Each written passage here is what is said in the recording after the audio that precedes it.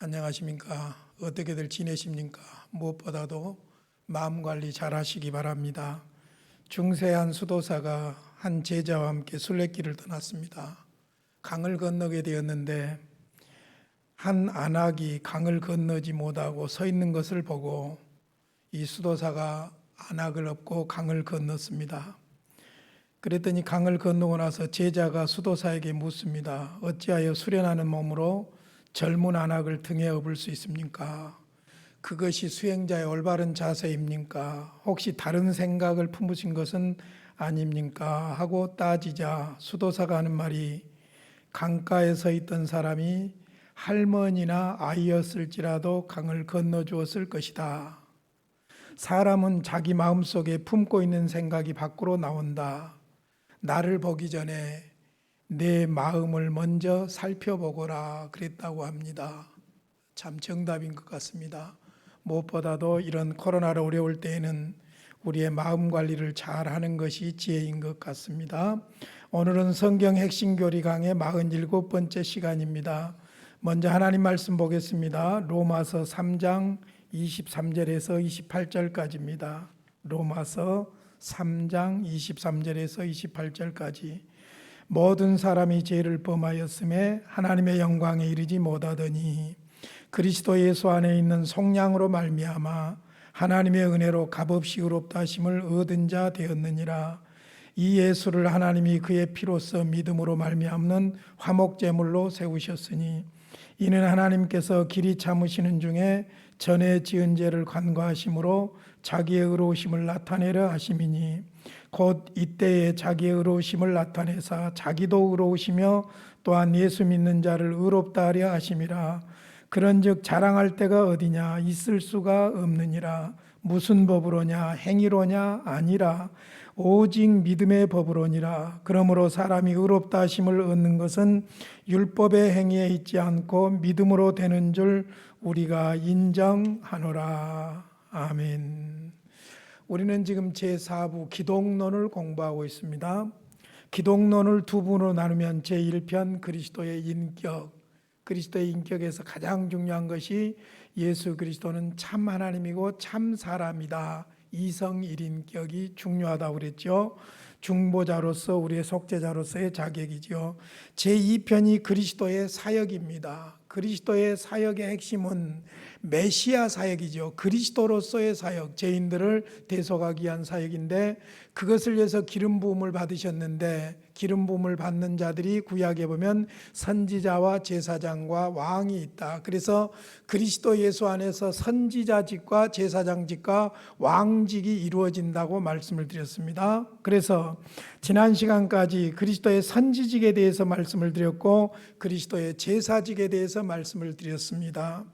그리스도의 제사장직의 중요하고 핵심적인 부분이 바로 속죄지요. 그래서 이제부터 복음의 정수로 불리는 속죄 교리를 몇 주간 공부해 보도록 하겠습니다.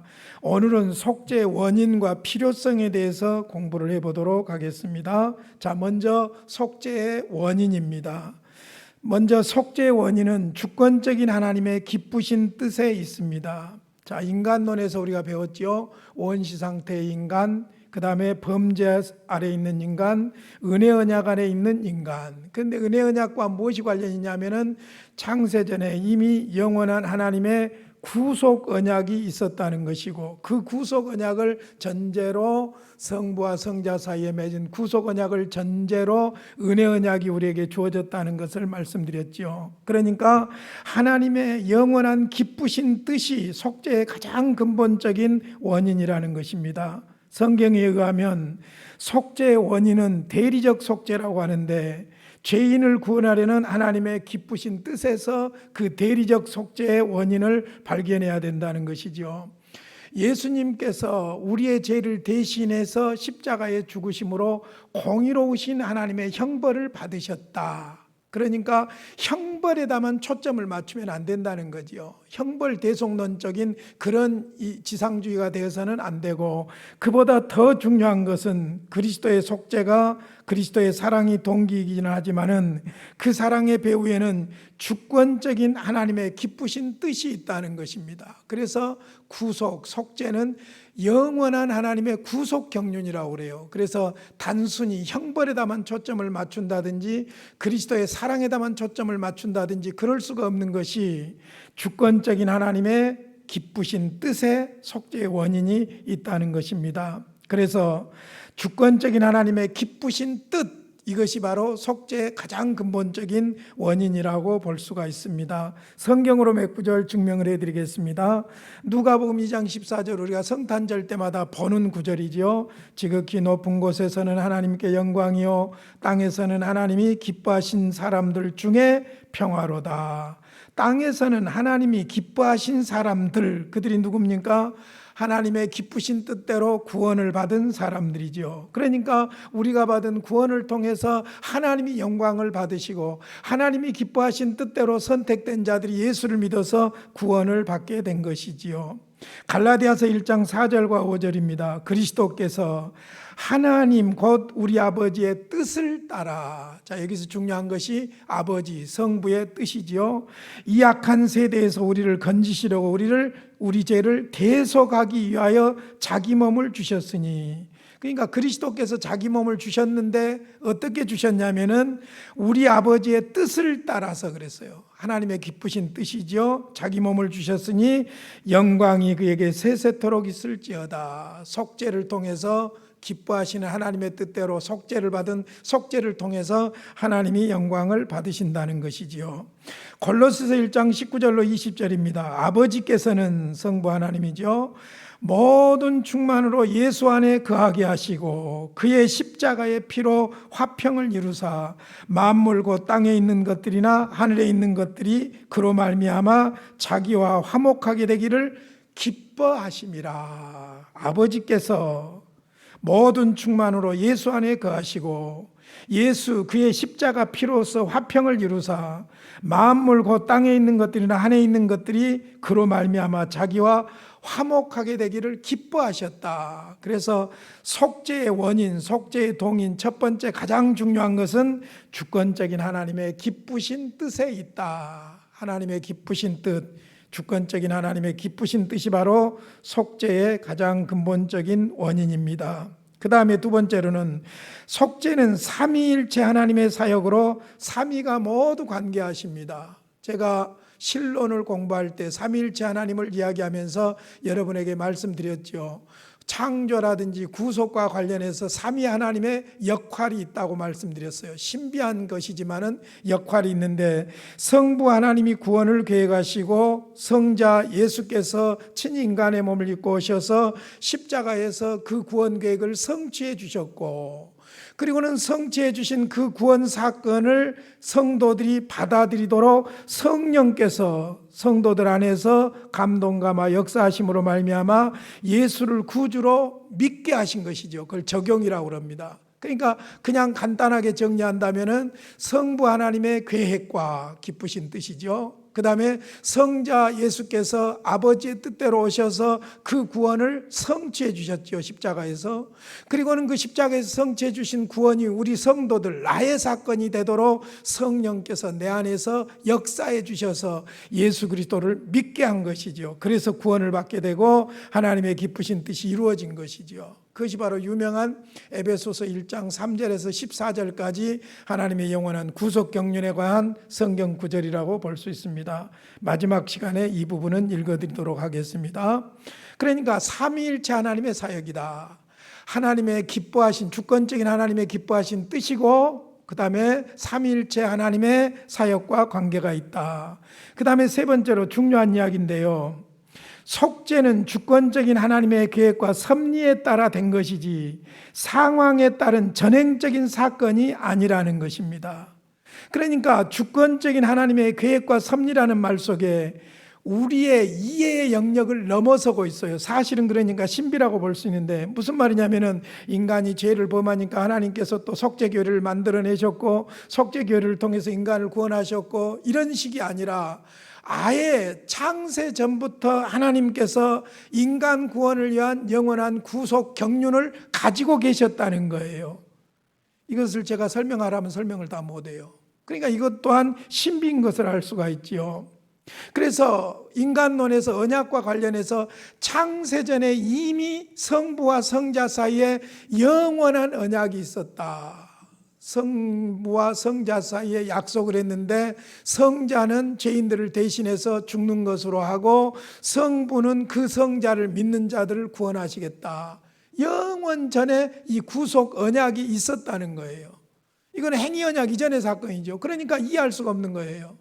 그러니까 우리가 하나님이 억지로 죄를 짓게 했다고 할 수도 없는 것이고, 하나님이 죄를 지을 것을 이미 알고 미리 어떻게 했다고 그렇게 말할 수도 없는 것이고, 하여간 이건 신비에 관한 영역인데 주권적인 하나님의 계획과 섭리에 따라서 된 것이지 상황에 따라서 전행적으로 된 것은 아니라는 거예요. 그래서 영원한 구속 경륜이고, 그래서 또한 신비인 줄로 믿습니다. 속죄교리도 우리가 이성으로 다 수용할 수 없는 신비가 있다는 것입니다. 마지막 네 번째로는 속죄는 하나님의 성품에 기초합니다. 우리가 신론을 공부할 때 하나님의 성품에 대해서 공적 성품, 비공적 성품 다 공부했지만은 하나님의 성품을 두 가지로 딱 요약한다면은 하나님의 사랑과 하나님의 공의, 혹은 하나님의 공의와 하나님의 사랑으로 정의할 수가 있죠. 그러니까 속죄는 하나님의 성품에 기초한다는 말은 무슨 말이냐면은 하나님의 사랑과 공의가 결합되어 있다는 것이지요. 그래서 하나님의 공의에 기초한 요구가 있고, 하나님의 공의의 요구가 있죠. 그 다음에 하나님의 사랑에 기초해서 그 공의를 만족시키는 준비, 마련이 있었죠. 그래서 하나님의 공의는 죄는 반드시 벌하셔야만 되고, 그러니까 하나님의 사랑은 또한 그 공의를 충족시키도록 마련을 했는데, 성부와 성자 사이에 영원한 언약이 바로 그것이라고 볼 수가 있는 것이죠. 오늘 여러분에게 읽어드린 로마서 3장 23절로 28절을 다시 한번 좀 더 정리해 드리도록 하겠습니다. 모든 사람이 죄를 범하였음에, 어떤 면에서 현상적으로는 이게 바로 속죄의 원인이라고 볼 수 있습니다. 모든 사람이 아담 안에서 죄인이라는 거예요. 죄인에게는 반드시 속죄가 필요하다는 것이지요. 왜냐하면 하나님의 영광이 이르지 못하더니 그랬어요. 하나님의 영광이 이르지 못하더니. 그러니까 하나님의 영광은 무엇이냐면은 죄인을 구원하시고 영광을 받으시는 거예요. 그런데 모든 사람이 죄를 범하였음에 하나님의 영광이 이르지를 못했다. 그래서 그리스도 예수 안에 있는 성량으로 말미암아 하나님의 은혜로 값없이 의롭다심을 얻은 자 되었느니라. 예수 그리스도를 통해서 성량해 주셨다. 그래서 하나님의 은혜로 값없이 의롭다 하심을 얻게 하셨다. 이 예수를 하나님이 그의 피로써 믿음으로 말미암는 화목제물로 세우셨으니, 하나님과 죄인 사이에 화목제물로 예수님을 세우신 것이죠. 그러니까 하나님의 방법인 제물이 되시고, 하나님의 방법인 제사장이 되시고, 하나님의 방법인 속죄 제사가 되셔서 예수님께서 화목제물로 우리를 위해서 대신 죽으신 것이지요. 이는 하나님께서 길이 참으신 중에 전에 지은 죄를 간과하심으로 자기의 의로우심을 나타내려 하심이니, 공의로우신 하나님께서 예수 그리스도에게 인류의 죄를 다 짊어지게 하고 형벌을 받게 하심으로 말미암아 그를 믿는 자들에게서는 죄를 묻지 않는다는 것이죠. 간과하신다는 말이 지나간다는 말이죠. 곧 이때에 자기의 의로우심을 나타내사 자기도 의로우시며 또한 예수 믿는 자를 의롭다 하려 하심이라. 그런즉 자랑할 때가 어디냐, 있을 수가 없느니라. 무슨 법으로냐, 행위로냐, 아니라 오직 믿음의 법으로니라. 그러므로 사람이 의롭다 하심을 얻는 것은 율법의 행위에 있지 않고 믿음으로 되는 줄 우리가 인정하노라. 율법으로는 의롭다함을 받을 사람이 한 사람도 없습니다. 그러니까 율법에 정죄한 바 죄를 범한 인간들의 죄를 대신해서 율법의 정죄를 다 십자가에서 예수님이 받아주셨다는 거예요. 형벌을 받으셨다는 거예요. 그러므로 하나님 앞에서는 믿음으로 의롭다함을 받게 되었다는 것이지요. 그러니까 하나님의 공의와 사랑이 이루어지고 있는 것을 볼 수 있는데, 하나님의 공의는 피의 희생을 통해서 속죄를 요구합니다. 하나님의 공의가 속죄를 요구하지요.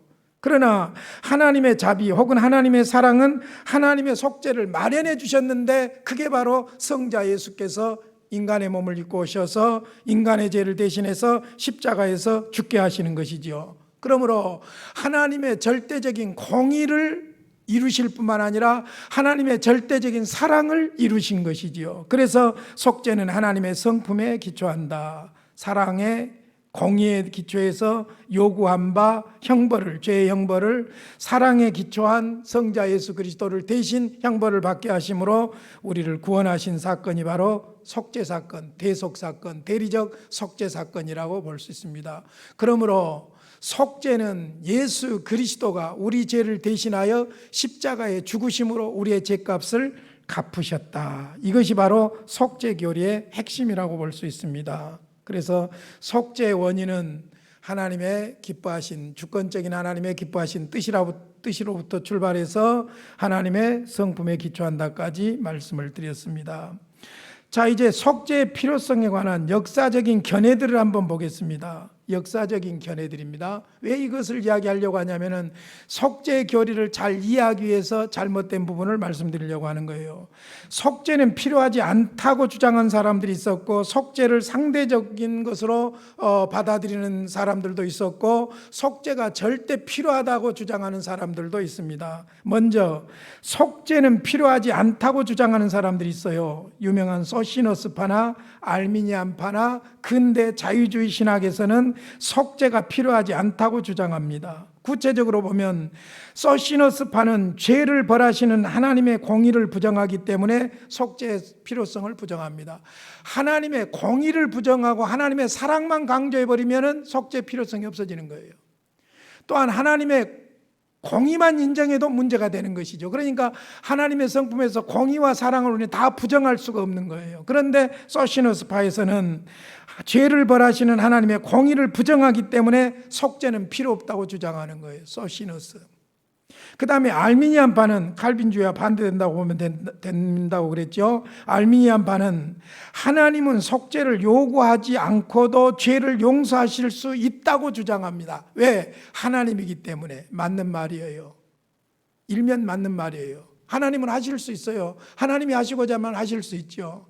그러나 하나님의 공의를 무너뜨린다면 하나님이 아니죠.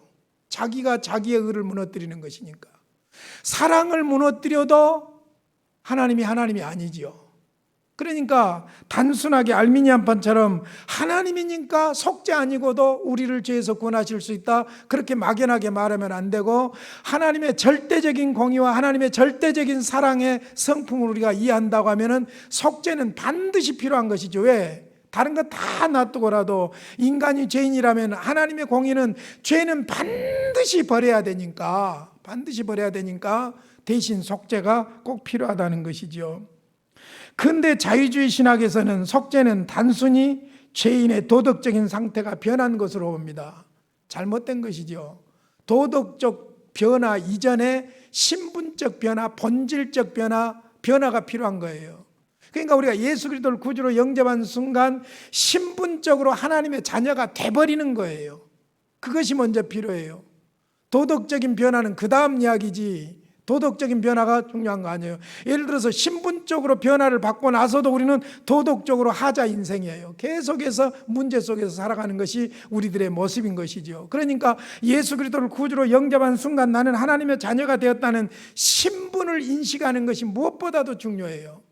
그 신분에 맞도록 살아가는 것이 이제 도덕적인 이야기지, 도덕적인 이야기가 먼저는 아니라는 것이죠. 그러니까 죄인의 도덕적 상태가 변한 결과로 하나님과 화목되는 것뿐으로 자유주의 신학에서는 보고, 하나님의 성품은 죄에 대한 형벌의 요구나 진노가 없기 때문에 인류는 객관적 정죄도 없다고 부정해버립니다. 사랑의 하나님인데 어떻게 벌하실 수가 있느냐, 그렇게 이야기해버리는 거예요.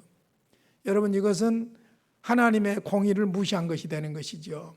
그래서 실질적으로 속죄가 필요하지 않다고 주장하는 사람들, 소시너스파나 알미니안파나 근대 자유주의 신학에서는 하나님의 공의를 무시하기도 하고 하나님의 사랑을 강조하기도 하고 하나님을 하나님으로 믿기도 하고 좋은 의견들을 말한 것 같지만은 성경적인 가르침은 아니다. 그 다음에 두 번째로는 상대적 필요성을 주장하는 사람들이 있어요. 혹은 가설적인 필요성이라고도 하지요. 이 견해는 하나님께서 속죄 없이도 능히 죄를 사하시고 택자들을 구원하실 수 있다고 하는 주장입니다. 왜냐하면은 근대 자유주의나 알미니안과 비슷한 내용인데 하나님은 만사가 가능하시기 때문에 속죄 없이도 다른 방법으로 구원하실 수 있다는 것입니다. 그의 아들의 대리적 제사를 통하여 속죄하는 것이 보다 더 놀랍게 은혜가 나타나기 때문에 이 방법을 택한 것뿐이라는 거예요. 그게 상대적이라는 것이죠. 그렇게 주장을 합니다. 이 입장은 속죄의 절대 필요성, 속죄가 필요하긴 하지만 절대 필요하다고 하는 절대 필요성을 부정하는 것으로 하나님의 작정에 의하면 속죄가 필요하고 하나님의 사랑의 성품에 의하면 속죄가 절대적으로 필요하지 않다고 하는 상대적인 필요성을 인정하는 거예요. 상대적인 필요성만을 주장하는 것이죠. 그래서 상대적 필요성 혹은 가설적 필요성, 왜? 하나님의 작정을 가설하면 속죄가 필요하고 하나님의 사랑의 성품을 가설로 두면 속죄가 필요 없다고 주장하는 것이지요. 그래서 상대적 필요성 내지는 가설적 필요성이라고 말합니다. 그러나 우리는 속죄가 절대 필요하다고 믿습니다. 이것이 성경의 가르침이고 이것이 성경을 믿는 개혁파의 입장이기 때문입니다. 죄인을 구원하는 일은 하나님의 주권적인 기쁘신 뜻에 의한 것입니다. 처음에 말씀드렸던 것처럼 그래서 속죄의 원인, 속죄의 동인을 하나님의 주권적인 하나님의 절대적인 기뻐하신 뜻이라는데 근본적인 원인을 둬야 하는 이유가 거기에 있는 것이지요. 그의 주권적인 기쁘신 뜻으로 이미 구원을 계획하셨으니 속죄는 절대 필요한 거예요. 속죄는 하나님의 영원한 구속 경륜이에요. 다른 방법은 없습니다. 왜? 하나님의 공의와 하나님의 사랑이 동시적으로 충족되어져야 하기 때문에 그렇습니다. 그러므로 성경은 속죄의 절대 필요성을 강조합니다. 자, 그렇다면 속죄의 절대 필요성을 증명해 보이겠습니다. 몇 가지로 보겠습니다. 첫째, 하나님의 공의의 입장에서 속죄는 절대 반드시 필요하다는 것이죠. 그냥 쉽게 설명하면 이런 내용입니다. 하나님의 공의는 죄를 반드시 벌여야 됩니다. 반드시 벌여야 돼요. 벌해야만 합니다. 그렇지 않으면 하나님의 공의가 아니죠. 그러면 로마서 3장 23절 아까 우리가 보았던 대로 모든 사람은 죄인이면은 모든 사람은 공의로우신 하나님의 형벌을 받아야만 되는 거예요. 그러니까 하나님의 공의의 입장에서 죄는 반드시 벌하시는 하나님의 공의의 입장에서 속죄는 꼭 필요하다. 그래서 출애굽기 34장 7절 우리가 너무나도 잘 아는 말씀인데 인자를 천대까지 베풀며 악과 과실과 죄를 용서하리라. 그러나 벌을 면제하지는 아니하고 아버지 악행을 자손 3, 4대까지 보응하리라. 벌에 대해서 하나님의 공의는 절대 면제라는 것이 없다는 거예요. 죄는 반드시 벌해야 하는 것, 벌 받아야 하는 것이 하나님의 공의라는 것이죠. 자, 로마서 1장 18절입니다. 하나님의 진노가 불의로 진리를 막는 사람들의 모든 경건하지 않음과 불의에 대하여 하늘로부터 나타나나니 하나님의 공의는 불의에 대해서 반드시 진노로 나타난다는 것입니다. 그래서 로마서 3장 25절 26절 이 예수를 하나님이 그의 피로써 믿음으로 말미암는 화목제물로 세우셨으니 반드시 속죄를 위한 그리스도가 필요했다는 겁니다. 이는 하나님께서 길이 참으시는 중에 전에 지은 죄를 간과하심으로 자기의 의로우심을 나타내려 하심이니 예수를 구주로 영접한 순간 우리의 모든 죄책과 죄는 다 그리스도 안에서 없어집니다. 곧 이때에 자기의 의로우심을 나타내사 자기도 의로우시며 하나님도 공의로우시며 또한 예수 믿는 자를 의롭다 하려 하심이라. 그래서 그리스도께서 우리 죄인들의 죄를 대신하여 하나님의 공의의 심판을 받은 것, 하나님의 공의의 저주를 받는 것, 이것이 바로 대신 속죄지요. 그래서 하나님의 공의의 입장에서 속죄는 절대로 필요하다. 속죄에 대한 부분을 부정하려고 하면은 공의로우신 하나님을 어떤 모습으로든지 부정해야 될 것입니다. 두 번째, 하나님의 율법의 불변성에서 반드시 속죄는 필요합니다. 하나님의 거룩과 공의의 표현인 율법이 왜곡되거나 좌절될 수가 없지요. 여러분, 먼저 전제에서 분명하게 알아야 될 것은 하나님의 율법은 거룩합니다. 하나님의 율법은 옳습니다. 하나님의 율법은 없어지지 않습니다. 그러니까 율법 무용론을 주장하는 사람들이 있는데 그건 잘못된 거예요. 하나님의 율법은 거룩합니다. 그 자체로서 거룩한 하나님으로부터 나온 율법이에요. 다만 그 율법의 정죄가 예수 믿는 우리에게서는 없다는 것이지요. 왜? 그 율법의 정죄를 예수님이 십자가에서 대신 받아주셨기 때문이죠. 그러니까 하나님의 거룩과 공의의 표현인 율법이 왜곡되거나 없어질 수 없어요. 율법의 정죄함에서 죄인들은 벗어날 길이 없는 거예요. 그러니까 율법의 불변성에서 볼 때 율법이 정죄한 바 죄 문제를 해결하지 않고는 구원을 받을 수가 없는 거예요. 바로 그 율법이 정죄하는 죄를 예수님께서 십자가에서 대신 다 감당해 주시고 율법의 의문의 문서를 다 깨뜨려 주신 것이지요. 자, 마태복음 5장 18절 보십시오. 진실로 너희에게 이르노니 천지가 없어지기 전에는 율법의 1.1획도 결코 없어지지 아니하고 다 이루리라. 여러분, 율법 무용론, 율법주의 다 잘못된 거예요. 율법주의도 잘못된 것이고 율법 무용론도 잘못된 거예요. 우리는 복음주의예요. 율법주의라는 것은 무엇이냐면 율법을 지킴으로 구원 얻는다는 것이 율법주의예요. 율법 무용론이라는 것은 무엇이냐면 예수 믿으니까 율법이 필요 없다고 주장하는 사람들이에요. 그러나 우리는 복음주의자들은 무엇을 말하냐면 율법이 정죄한 바 그 죄를 예수님께서 다 감당해 주셨으므로 말미암아 그리스도 예수 안에서 우리는 율법의 정죄함에서 벗어났습니다. 그러니까 율법이 이제 더러운 것이다, 잘못된 것이다, 없어져도 된다, 그게 아니고 율법은 여전히 살아있어서 우리 그리스도인들이 바르게 살아갈 길을 인도해 주시는 것이죠. 그렇기 때문에 율법주의도 아니고 율법 무용론도 아니고 우리는 오직 그리스도 안에서 율법의 정죄에서 자유함을 얻은 복음주의자들인 줄로 믿습니다. 갈라디아서 3장 13절입니다. 그리스도께서 우리를 위하여 저주를 받은 바 되사. 저주를 받았다고 그랬어요. 왜?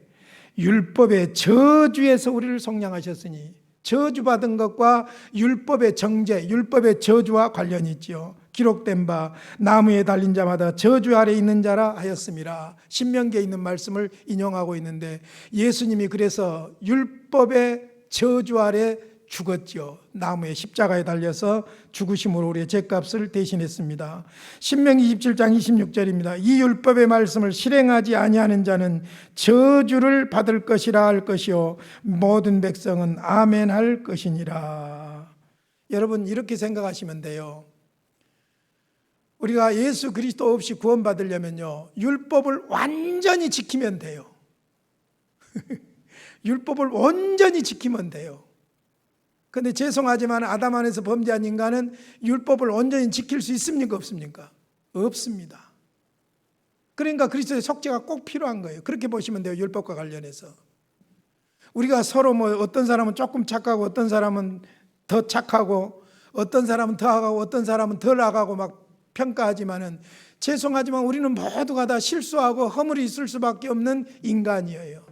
그러니까 율법을 우리가 온전히 지킬 수만 있다면, 여러분, 유대인들이 율법주의에 빠져서 율법을 자기들이 온전히 지킬 수 있다고 착각하게 된 거예요. 그게 문제였어요. 조항 몇 가지 더 더해놓고 만들어놓고 그것 안 했으니까 그것 했으니까 율법 지켰다, 그렇게 했던 것이 바로 율법주의죠. 절대로 아담 안에서 죄인인 우리는 율법을 완전하게 지킬 수 없습니다. 그래서 예수님께서 율법이 정죄한 바 정죄를 대신 십자가에서 받아주신 것이지요. 세 번째, 하나님의 진실성에서 속죄는 필요합니다. 시건치 않으시고 거짓이 없으시고 회전하는 그림자도 없으신 하나님의 진실성에 따라 속죄는 꼭 필요한 것이죠. 하나님은 아담과 행위언약을 맺을 때 분명히 조건이 있어요. 먹는 날에는 반드시 죽으리라, 형벌이 임한다고 하셨어요. 이것에 대해서 하나님은 시건치 않으셔요. 반드시 그대로 이루시지요. 창세기 2장 17절 행위언약 다시 보시죠. 선악을 알게 하는 나무의 열매는 먹지 말라. 내가 먹는 날에는 반드시 죽으리라 하시니라. 반드시 죽으리라. 제 정죄함을 받는 것이지요. 로마서 3장 4절 그럴 수 없느니라. 사람은 다 거짓되되 오직 하나님은 참되시다 할지어다. 기록된 바 주께서 주의 말씀에 의롭다함을 얻으시고 판단받으실 때에 이기려 하심이라 함과 같으니라. 로마서 6장 23절 죄의 싹은 사망이요. 죄는 반드시 죽게 돼 있어요. 하나님의 은사는 그리스도 예수 우리 주 안에 있는 영생이니라. 아담과 사망, 예수와 영생. 그래서 사망과 영생이 교환되는 것이죠. 그것이 바로 예수 그리스도를 통한 속죄 사역입니다. 네 번째로 속죄의 성질에서도 마찬가지입니다. 왜냐하면 죄라는 것은 반드시 죄책을 동반합니다. 우리가 죄 지을 때 죄책감을 느끼죠. 그게 증거예요. 그러니까 죄는 죄책을 동반하기 때문에 형벌을 피할 수가 없고 마침내 속죄를 필요로 합니다. 죄는 단순한 도덕적 과오뿐만 아니라 하나님의 법을 위반한 것이기 때문에 죄책이 따라오고, 또한 죄책은 범죄자를 율법의 빚진 자로 만들어서 반드시 속죄가 필요하다는 것입니다. 요한일서 3장 4절 죄를 짓는 자마다 불법을 행하나니 죄는 불법이라. 그렇죠? 로마서 2장 25절 27절 내가 율법을 행하면 할례가 유익하나 만일 율법을 범하면 내 할례는 무할례가 되느니라. 그렇잖아요. 할례를 아무리 행해봐야 율법을 지키지 않으면 할례가 의미가 없는 거예요. 그런즉 무할례자가 율법의 규례를 지키면 그 할례와 같이 여길 것이 아니냐. 또한 본래 무할례자가 율법을 온전히 지키면 율법 조문과 할례를 가지고 율법을 범한 너를 정죄하지 아니하겠느냐. 그러니까 우리는 율법을 온전히 지킬 수도 없지요. 죄는 반드시 그 책임이 따르지요. 그러므로 죄인인 인간은 율법의 정죄로부터 자유로울 수가 없고, 그러므로 그 율법의 정죄를 대신해서 예수님께서 우리의 죄를 대신하여 십자가에 죽으신 것이죠. 마지막 다섯 번째로 속죄는 하나님의 사랑의 최고의 확증이기 때문에 필요하다는 겁니다. 이것은 아주 단도직입적으로 로마서 5장 8절이 한마디로 정리를 해주죠. 우리가 아직 죄인 되었을 때에 그리스도께서 우리를 위하여 죽으심으로 하나님께서 우리에 대한 자기의 사랑을 확증하셨느니라. 우리가 죄인인지도 알지도 못할 때에 그리스도께서는 영원전부터 구속 경륜을 가지셨고 이루셨고 성취해 오셨고 그리스도를 십자가에 죽게 하셨고, 그러므로 말미암아 우리의 구원을 이루어 주신 것이죠. 그것이 바로 하나님이 나를 사랑한다는 최고의 증거인 줄로 믿습니다. 자, 이제 마지막으로 속죄 교리에 대한 반론 한두 가지 이야기하고 오늘 말씀을 마치겠습니다. 속죄 교리에 대한 반론이 있어요. 어떤 반론이냐면은 이 교리는 하나님을 사람보다 못하게 만든다고 하는 반론이에요. 이게 무슨 말이냐면은 하나님이 속죄를 받기 전에는 죄를 용서하지 못한다면 하나님은 사람만 또 못하다는 거예요. 왜? 사람들은 서로 용서를 하는데 하나님은 서로 용서를 하는데 하나님은 속죄를 받기 전에는 용서를 안 한다. 그러니까 사람만 못하다는 주장이에요. 그러나 하나님은 심판주로서 사적인 인간과 비교될 수 없는 분이죠. 또 무조건 용서한다면 심판주 하나님이 아니죠. 심판주 하나님이 아니고, 인간 재판도 사사로이 심판하면 절대로 안 되죠. 우주의 대심판주께서 법을 무시할 수 있는가? 그럴 수 없는 것이죠. 그러니까 속죄 자체가 바로 하나님의 공의와 사랑이 이루어지는, 그래서 정과 행, 하나님과의 관계, 인간과의 관계, 주님과의 관계, 이웃과의 관계까지 연결되어지는 신비한 사건이 바로 십자가 사건이라고 볼 수 있죠. 세상에 아무리 속죄를 무시한다고 하나님이 사람만 또 못한 사람으로 하나님으로 만들어버릴 수 있다고, 그러니까 속죄를 주장하면 안 된다고 그렇게 주장하는 거예요. 걱정도 하지 마시고 그래도 하나님은 하나님이십니다. 두 번째 반대하는 사람들은 어떤 사람들이냐면은 이 교리는 삼위일체 교리를 분열시킨다는 거예요. 즉 무슨 말이냐면은 성부, 성자 사이를 교란시킨다는 거예요. 성부 하나님은 공의를 요구하시고 죄에 대하여 진노하시는데 성자 하나님께서는 죄인을 용서해 주기를 원하니까 성부와 성자 사이를 분열시킨다고 말하고 있어요. 그러나 삼위 하나님은 모두 죄를 미워하십니다. 거룩을 수호하시고 죄인을 구원하시는 속죄의 방법도 삼위일체 하나님께서 마련하신 것이지 다른 게 아니에요. 그러므로 속죄는 신비한 존재이신 삼위일체 하나님의 아름답고 신비한 조화의 사역이라고 볼 수가 있어요. 그래서 영원한 구속 경륜 자체가 바로 신비에 속한 부분이라고 볼 수 있다는 것입니다. 우리의 이성으로는 한계가 있지요. 어찌됐든 이처럼 두 가지 이유 때문에 속죄를 반대하는 웃지 못할 반론도 있습니다. 우리들 죄인들도 서로 용서하는데 하나님이 속죄가 없으면 용서 안 해준다니, 그건 하나님을 인간보다 못하게 만드는 것이다. 아주 정서적으로 일리가 있는 것 같지만 천만의 말씀입니다. 하나님의 영원한 구속 경륜에 대한 무지지요. 두 번째로는 삼위일체 하나님을 교란시킨다고 하는데 아닙니다. 성부 성자, 신비한 성부 성자 성령 삼위 하나님의 신비한 조화의 사역이 바로 속죄 사건이에요. 은혜의 사건이지요. 그래서 제가 마지막으로 에베소서 1장 3절로 14절까지를 좀 소개해 드림으로써 성부 성자 성령 삼위일체 하나님의 영원한 구속 경륜을 좀 더 구체적으로 이해할 수 있기를 바랍니다. 길지만 좀 읽어 드리겠습니다. 찬송하리로다 하나님 곧 우리 주 예수 그리스도의 아버지께서, 자 여기서 중요한 말이에요. 성부예요. 구원 계획하시죠. 그리스도 안에서 하늘에 속한 모든 신령한 복을 우리에게 주시되 곧 창세전에 그리스도 안에서 우리를 택하사 우리로 사랑 안에서 그 앞에 거룩하고 흠이 없게 하시려고 그 기쁘신 뜻대로 우리를 예정하사 예수 그리스도로 말미암아 자기 아들들이 되게 하셨으니 이는 그가 사랑하시는 자 안에서 우리에게 거저 주시는 바 그의 은혜의 영광을 찬송하게 하려는 것이라. 우리는 그리스도 안에서 성자지요. 그의 은혜의 풍성함을 따라 그의 피로 말미암아 속량 곧 제사함을 받았느니라. 이는 그가 모든 지혜와 총명을 우리에게 넘치게 하사 그 뜻의 비밀을 우리에게 알리신 것이요 그의 기뻐하심을 따라 그리스도 안에서 때가 찬 경륜을 위하여 예정하신 것이니 하늘에 있는 것이나 땅에 있는 것이 다 그리스도 안에서 통일되게 하려 하심이라. 모든 일을 그의 뜻의 결정대로 일하시는 이의 계획을 따라 우리가 예정을 입어 그 안에서 기업이 되었으니 이는 우리가 그리스도 안에서 전부터 바라던 그의 영광의 찬송이 되게 하려 하심이라. 그 안에서 너희도 진리의 말씀 곧 너희의 구원의 복음을 듣고 그 안에서 또한 믿어 약속의 성령으로 인치심을 받았으니 이는 우리 기업의 보증이 되사 그 얻으신 것을 속량하시고 그의 영광을 찬송하게 하려 하심이라. 그래서 3절에 그리스도의 아버지께서 성부 하나님이죠. 그 다음에 7절에 그리스도 안에서 성자 예수지요. 그리고 13절에서 너희의 구원의 복음의 말씀을 듣고 믿어 약속의 성령의 인치심을 받아 성부, 성자, 성령 삼위일체 하나님의 구원 계획을 이야기하고 있습니다. 성부 하나님의 기쁘신 뜻으로 말미암은 영원한 계획이 있었습니다. 그 계획대로 성자와 약속을 하셨는데 성자께서 인간의 몸을 입고 오셔서 십자가에서 그 구원을 성취해 주셨습니다.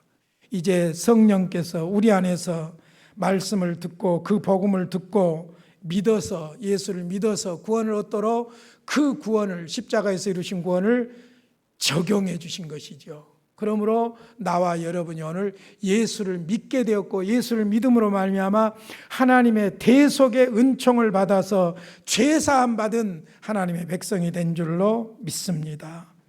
오늘은 속죄의 원인과 필요성에 대해서 말씀을 드렸고 다음 주에는 그러면 이 속죄가 어떤 성질을 가지고 있는가, 속죄의 성질에 대해서 말씀을 드리겠습니다. 고마우신 아버지 감사합니다. 말로 다 할 수 없는 하나님의 대속적인 구원의 은혜에 감사해야 함에도 불구하고 죄로 가려진 우리가 의심하고 하나님을 믿지 못하는 어리석음이 있습니다. 그리스도 예수로 말미암은 죄사함 받은 구원의 은혜가 우리 안에서 우리의 삶에서 감격이 되도록 성령님 역사하여 주시옵소서. 예수님의 이름으로 기도하옵나이다. 아멘.